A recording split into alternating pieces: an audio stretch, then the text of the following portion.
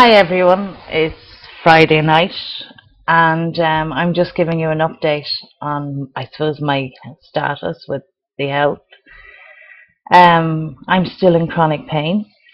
I'm still popping pills. I'm sure you can see my eyes look drugged. I can see it myself here on the screen.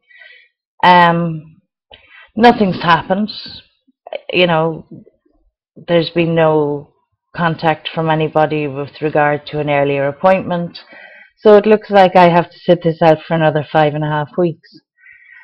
I wanted, excuse me, I want to thank everybody who supported my daughter Kira. As many of you know, she wrote a letter to iRadio and caused quite a stir, went viral, and Derek Nolan really took the backlash on that one, and rightly so, in my opinion.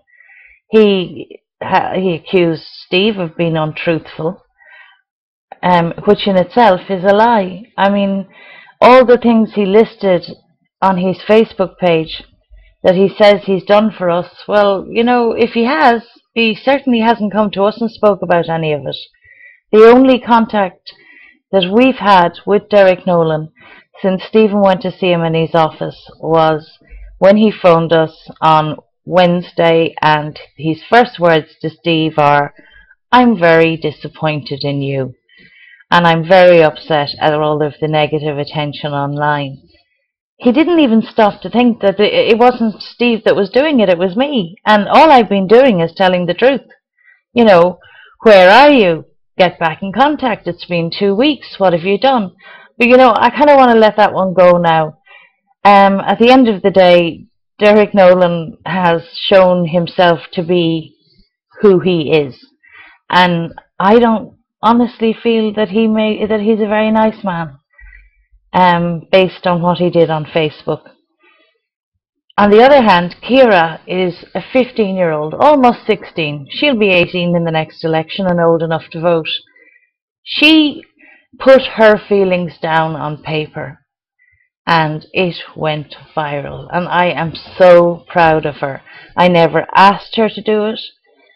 I never involve her in, any of my campaigns or whatever, unless we were collecting money for Women in Crisis uptown or something like that. But as far as this is concerned, she made the decision. She wrote the letter. I found out after. But regardless of anybody out there who thinks that I might be using my child to further my cause, I am proud of her. And there are no words to describe how she's made me feel.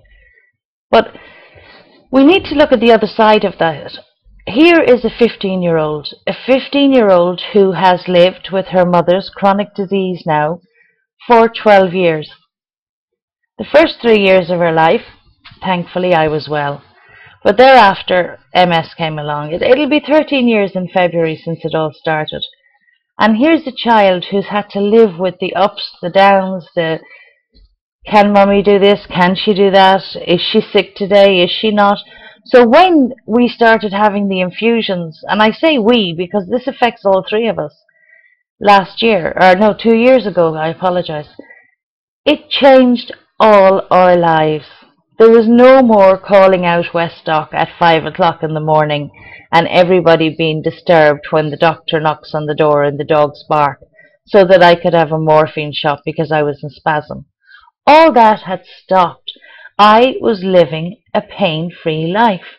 Now, there was a crossover between each infusion, and I'd have a couple of weeks of bad pain, but nothing like what I'm going through now.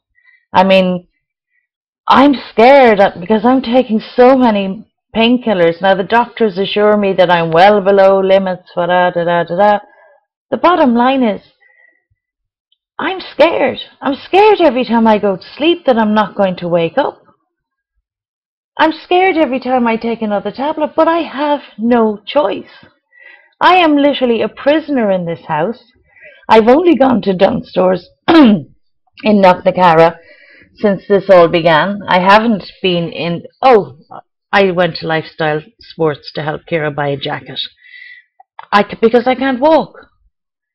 My scooter needs a £20 sterling part, and because of the cuts, I can't get any help from, sorry, because of the cuts, I can't get any help from the HSE, who would normally help you get repairs done. So £20 plus packaging plus VAT, it adds up to about €40, which right now is a huge amount of money for me. So I'm having to use a wheelchair if I need to go out for more than 10-15 minutes. I hate my wheelchair. It's the focus that keeps me walking, you know. And yes, my scooter is different. My scooter gives me speed and freedom, and I can slide in and out of shops and go where I want to go, you know. But because of all of this, because of the pain, because I'm not entitled to get my scooter fixed anymore, and I say anymore, it was never fixed before. I purchased it myself, and this is the first time that I've had an issue. It's a little plastic part that's broken. But because of all of this, I am not only having to live with the chronic pain, I am now a prisoner in my own home. You know, tomorrow is the Golden Jubilee for Salerno, the school I went to. A friend is picking me up so I can go down and just have a look at the pictures on the wall. And you know, I'm terrified. I'm terrified that if I'm there in the hall and all these girls I used to know from my school days, what if I have a spasm? The shame, the embarrassment. You know, people don't realize that for a person living with a chronic disease, there's a lot more that goes on behind it. The fear is huge. The want and desire to be able to do what everybody else does.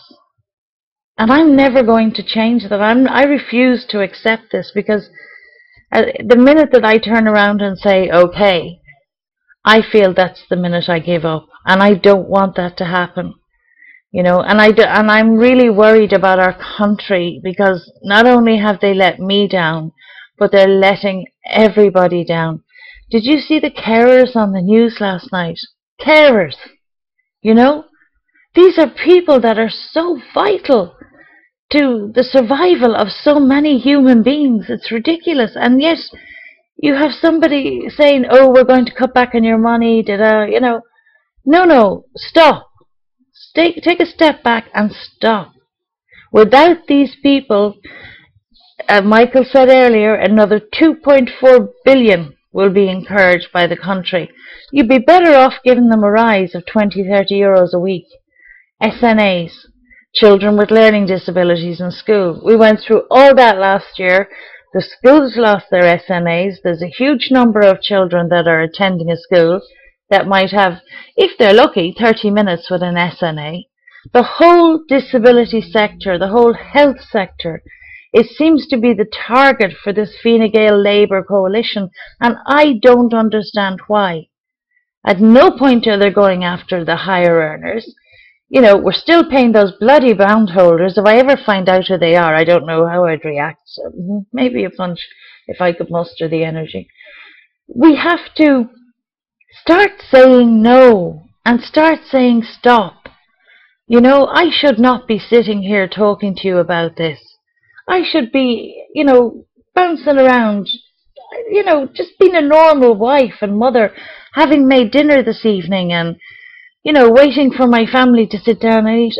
I haven't been able to do that because I can't. And I'm one in thousands. We have to say no. We have to say stop, and we have to say no. And Kenny's just come back from another meeting where he's been bitch-slapped again by Merkel. Germany can say no. Let the Irish people start standing up and saying no. If anybody wants to make some noise, the Ballyhay 14 will be here on the 27th of October, starting at the Fair Green. I'll put up on my blog the times and that. I think it's 10:30 or something. Come and join us. I'm going to be there. If it kills me, I will be there. And do that little march, you know, and let people know that we've had enough. Enough, enough, enough. Thank you and good night. And once again, thank you everyone for your lovely messages about Ciara. She really does appreciate it.